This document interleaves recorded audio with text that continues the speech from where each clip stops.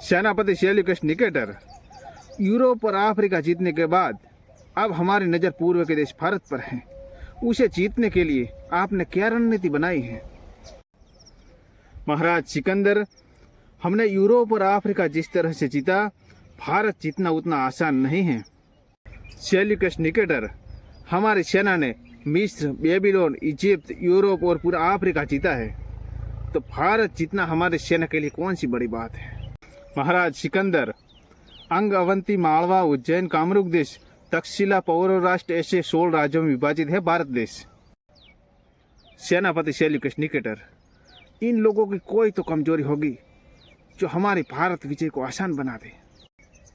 महाराज सिकंदर, एक कमजोरी है इन लोगों की, ये 16 राज्य आपस में लड़ रहे हैं, कोई सरहद के विवाद के लिए तो कोई अपनी सीमा विस्तार बढ़ाने के लिए। हम उन्हें रणनीति के साथ साथ कूटनीति का उपयोग करके हमारे साथ संधि करने के लिए विवश करेंगे।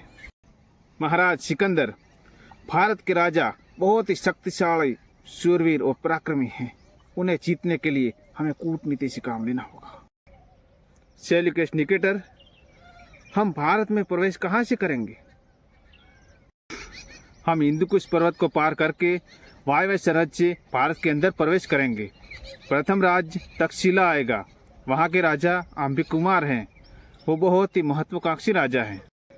हम तक्षशिला के महाराज अंबिक कुमार को संधि का प्रस्ताव भेजेंगे और हमारे साथ मिला लेंगे। उसके बाद आती है महाराज झेलम नदी। उसे पार करने के लिए हमें एक पुल का निर्माण करना होगा।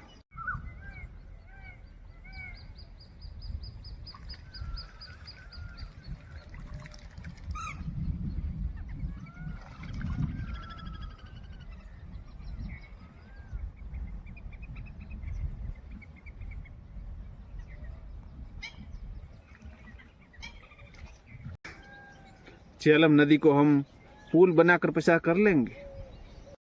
झेलम नदी के उस पार महाराज पौरव राष्ट्र हैं। वहाँ के राजा पौरस हैं। वो बहुत ही शक्तिशाली और शूरवीर राजा हैं। सेनापति सेल्यूकस निकेटर, एक एक करके सभी राज्यों को जीतकर आगे बढ़ेंगे हम। महाराज, भारत का इस वक्त का सबसे शक्तिशाली राज्य मगध हैं। वहाँ के राजा धनानंद हैं। वो बहुत ही जुल्मी और प्रजा पर अत्याचार करने वाले राजा हैं। धनानंद के पास हस्तिदल, अश्वदल, रथदल, पायदल कुल मिला के 5 लाख की सेना है उसके पास महाराज।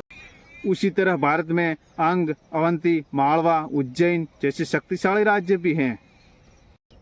मतलब सेनापति सेल्यूकस निकेटर, हमें रणनीति और कूटनीति के साथ साथ काम लेना होगा। वीडियो अच्छा लगा हो तो लाइक कीजिएगा, शेयर कीजिएगा, कमेंट कीजिएगा और चैनल को सब्सक्राइब करने का मत भूलिएगा।